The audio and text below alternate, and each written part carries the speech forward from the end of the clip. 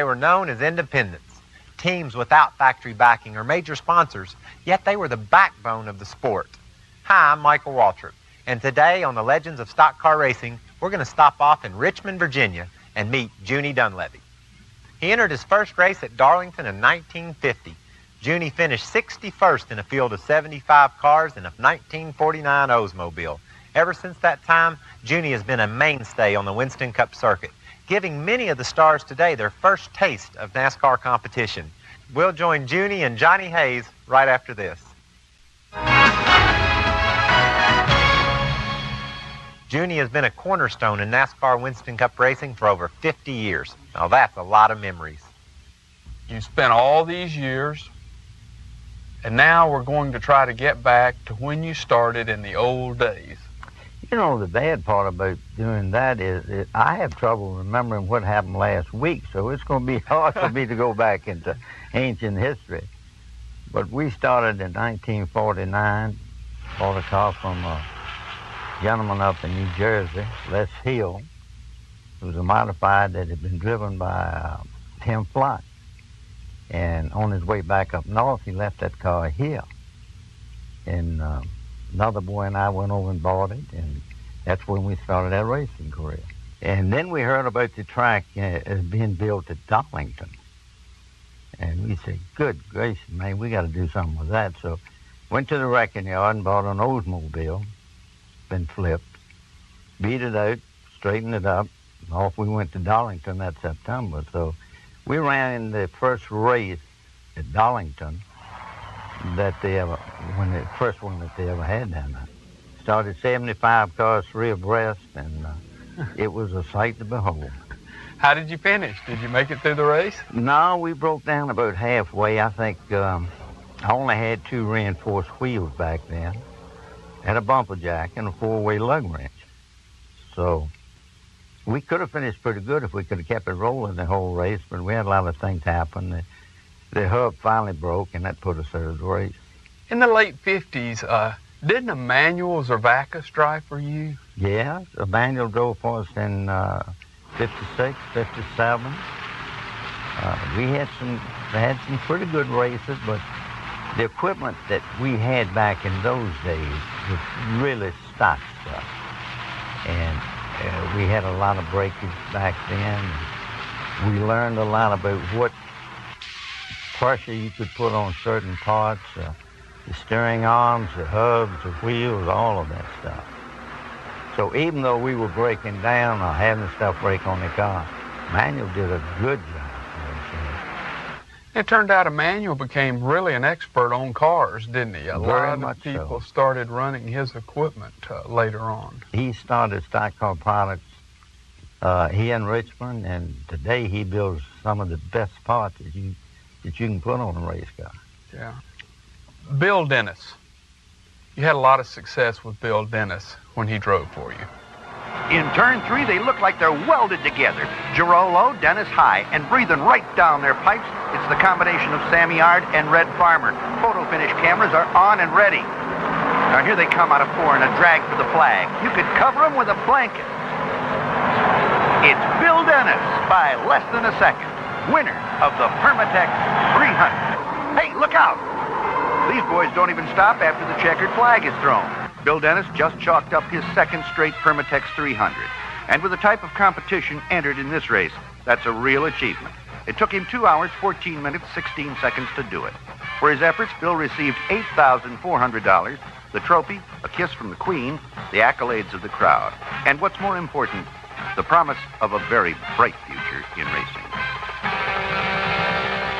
And I look back at those years, and again, if we had the backing that we really needed, we took Bill to Daytona 4 times in the sportsman race.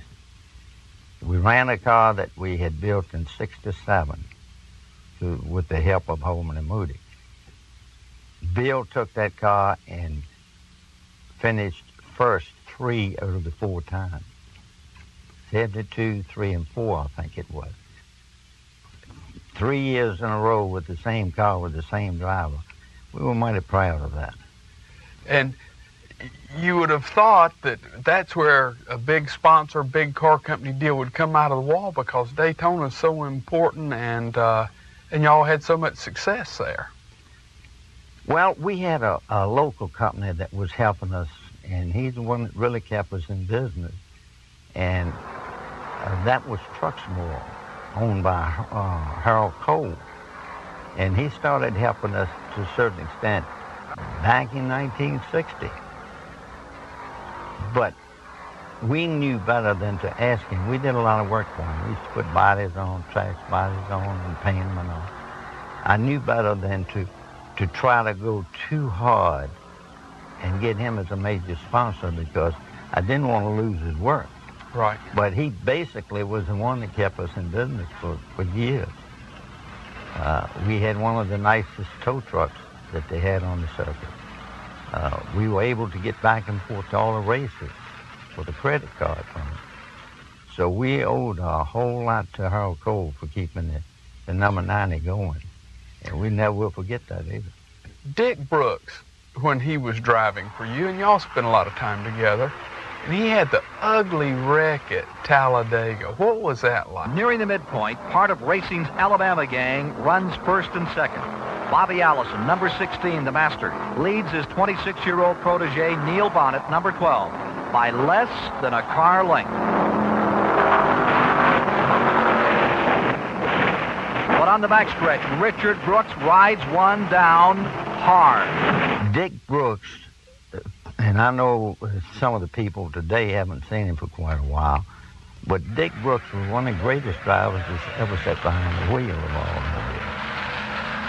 If he had had the equipment that the heavy-back teams had, you would have seen a great superstar in Dick Brooks. And Brooks was fearless, wasn't he? Fearless. When he flipped that car at Talladega 13 times, he crawled out of the windshield that night when we left Talladega. He drove his car right on behind and followed us all the way up to Spartanburg. We rebuilt that car, and I think it was about 3 weeks later, we ran it at Dover, and he finished second with it. Same car.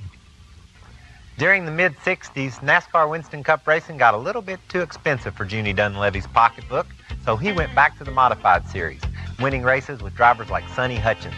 But by the 70s, he was back.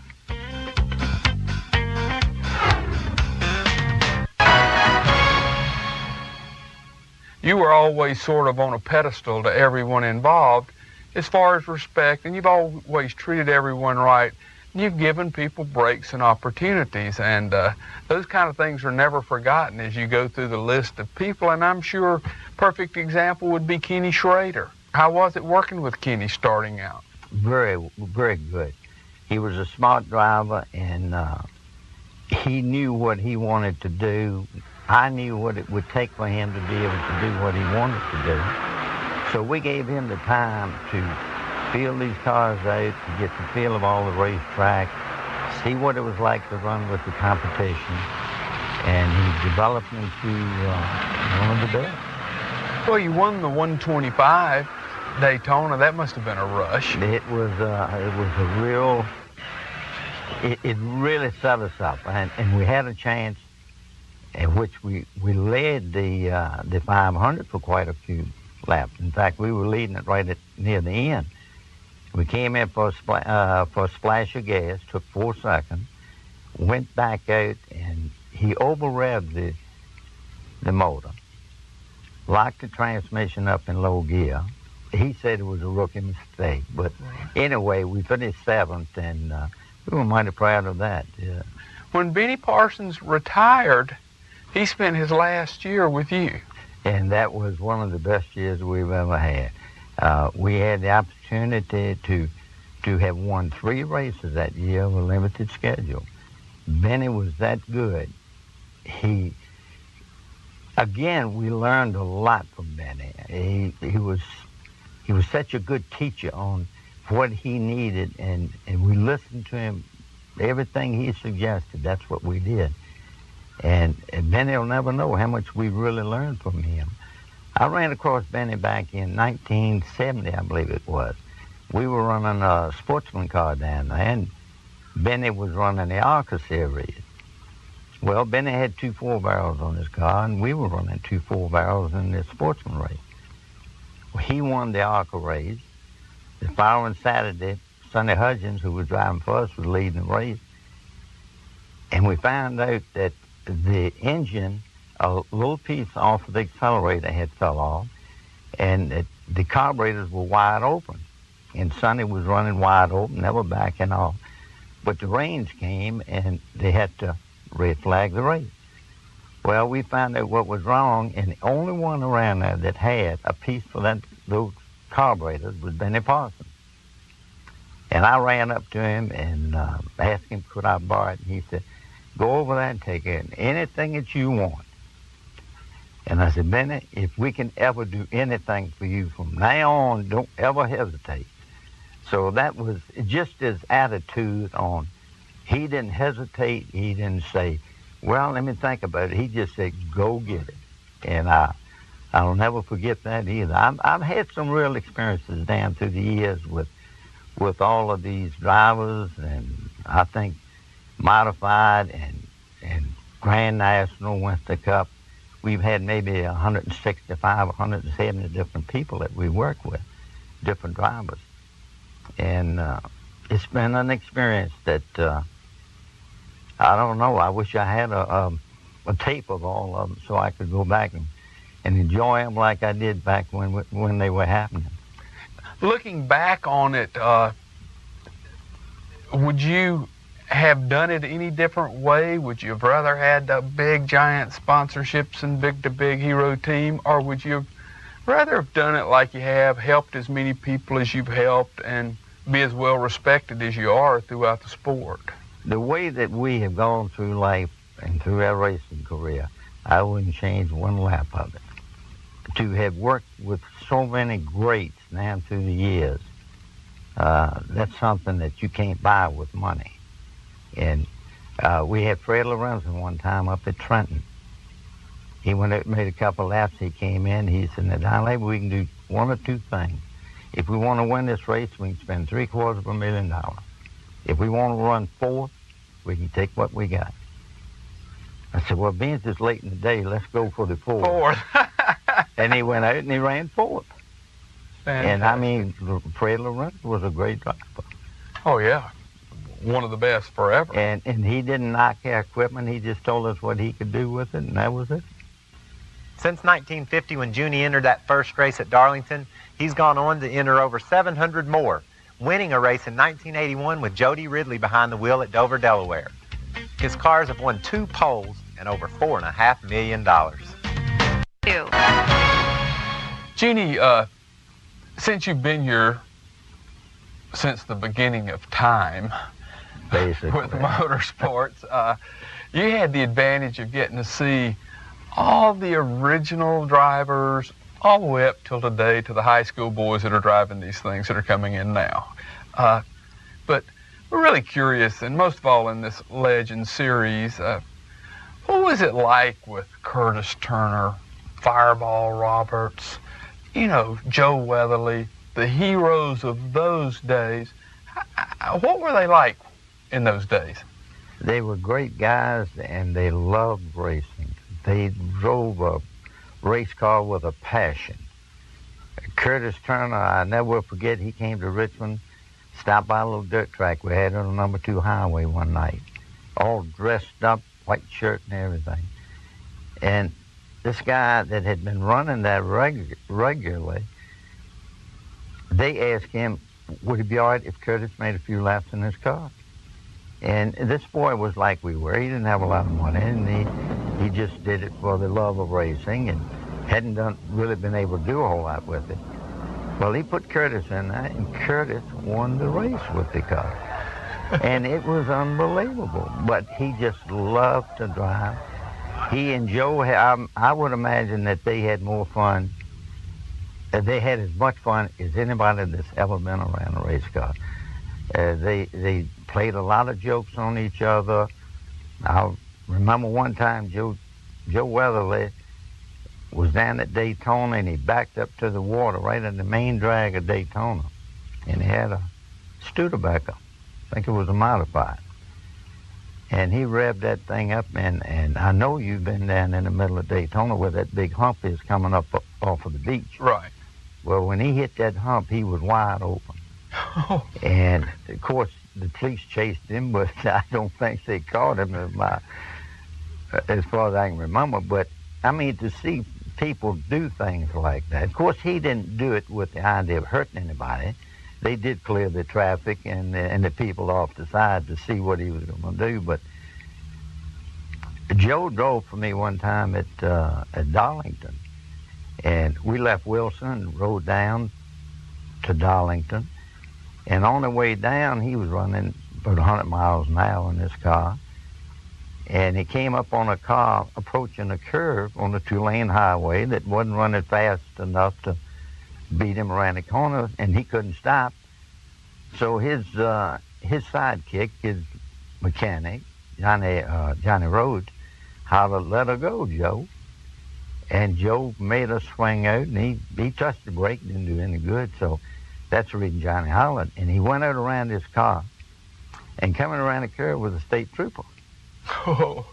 Well, the state trooper let him go, let him get back in, and then he whirled around in the highway, and he chased us all the way down towards Darlington. And we got off of the road, off of the highway, in one of those little towns down through there. And Joe finally wound up hiding behind a barbecue joint. So he didn't get us that time. But all of those guys just loved racing. It was in their blood. They loved the people that were involved in it, and nothing was serious at all about it. Fireball Roberts was as strong a driver. He had a corner one time, and I asked him why he was in the business. He said he used to build motors. And he built a motor. This was in 57. He said he built a motor for this guy, and the guy brought it back and said it wouldn't run. So he went to the wrecking yard and bought a burnt Chevrolet body, a convertible, cleaned it up, put the motor in it, and Fireball drove it and won race after race with him. But I never will forget that guy. He was, I think he had worked for GM, and he was a carburetor expert. Mm-hmm. And he used to have people lined up, I mean big-time mechanics lined up in front of him to get those carburetors fixed that they had back in Rochester's, I think they were. Right. And he just knew what to do to them, and he helped each and every one of them. He helped us. But there were people like that really made the sport, and they're the ones that kept it going, because without that type of people, you would have never been able to stay in the business. One thing I really wanted to ask you that, you're Mr. Perfect, Mr. Clean, Mr. Straight. Everybody's worshipped you, loves you. Wait a minute. I mean, you're Norman Rockwell. Everybody's sitting there saying, boy, that Junie, I wish I'd be like him. One thing, I was over at Mr. Sawyer's office today, and it shocked me a little bit because there was a car up on its side and everything, and it had a nude woman painted on top of the car. And I said, whose car is this? And he said, that's Junie Donlavey's car. What was the deal? Why did you have a nude lady painted on top of your car? Well, I didn't really know it was a nude lady up on top of it till it turned up on its nose here and laid up against the fence. We had a boy that used to come by there, and he used to do all the sign work on their cars, and he did it for nothing. And some of the boys asked him, and he was a good artist, and they asked him to do a little something up on the top. Well, I never got up there and looked. Oh, yeah, because you weren't tall enough. No, right, I wasn't tall enough. Yeah. I used to always work on the motors. But when it turned up, laid up on that fence with that lady laying bare like that, it surprised me as much as it did anybody. Oh, yeah, I'm sure it hurt Yeah. you, didn't it? It sure did. Yeah, I thought that would be the case. It's really unbelievable. Most of all, I think for someone like you've lived through it all, but how it's changed, say, over the last 10 to 15 years, where we go into facilities like we are here at Richmond versus where we were racing in the past, and it's just incredible, and I think it's just going to get bigger and bigger. Bigger and bigger is what it's going to do. But I can tell you one thing about racing that hasn't changed, and it won't change because you have all of the mechanics, all the competitors, all in this small confined area at each racetrack. And every one of them are first-class people, because if you're not going to be able to last in that, with that group. You will leave. It's still the same type of sport today as it was back in those days. And that is, you can't imagine that it would still be that way, because it's gotten so high-tech and there's so much money in it. But yet the people are still good, plain people. Yeah, sure are. With all the knowledge that they have, with all the money that they have to work with. If it wasn't like that, I wouldn't even be going today, because I've seen them all. Yeah, you've had your experience with it, haven't you? I've seen them all come and go. I've seen the greats. I've seen all of these boys in there today that I watched them come in, and a lot of them came and they went for other reasons. But the ones that stayed, they're all good people. Yeah. And that's what makes it so good. There's no other sport that you could participate in that you would work with the type of people you work with in racing. Onto the trial under the checkered flag. Bill Dennis wins his third consecutive Permatex 300. Lenny Pond took home the second place money. Wayne Andrews finished third. Fourth place went to Jack Ingram, and fifth to Johnny Allen. The race lasted 1 hour, 55 minutes. There were 21 lead changes, but the last one was the most important to Bill Dennis, because it put him in victory lane. Anyone in the NASCAR garage area will tell you that Junie Donlavey is a very special person. We all have the utmost respect and admiration for Junie's career. Whether he wins or loses, the thrill that Junie gets out of racing is competing. When he comes to the track, it's like a family reunion. That's where he likes to be, and that makes him a true legend in stock car racing. But